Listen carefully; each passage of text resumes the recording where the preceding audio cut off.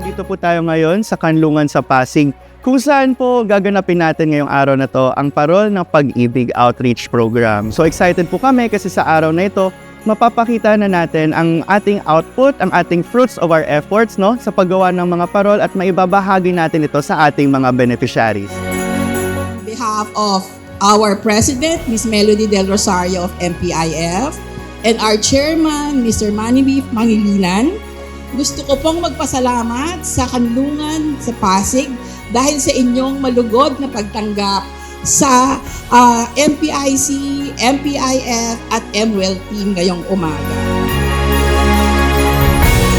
On behalf of the Pasig City government, we would like to give our warm thanks to Metro Pacific Investments Foundation para sa kanilang activity na ginawa po nila ngayong araw, yung Parol ng Pag-ibig para po sa aming mga bata na inaalagaan dito po sa Pasig City, sa Kanlungan at sa iba pa pong mga sektor.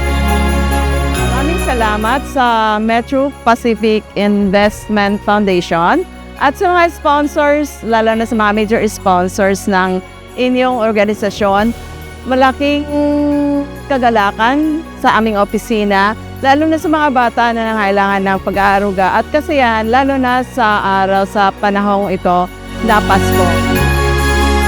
It's really fun, yung mga, especially yung mga kids, so we had a lot of games, nagkaroon din ng performances, and so it's really fulfilling for us na we were able to bring happiness sa mga bata, and then we see them happily playing with us.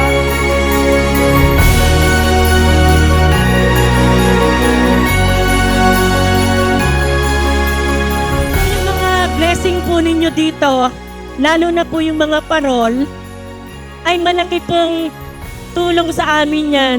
Kasi yan po yung isa sa nagsisimbol ng Christmas dahil ang karamihan pong mga bata dito ay wala sa kanilang mga tahanan.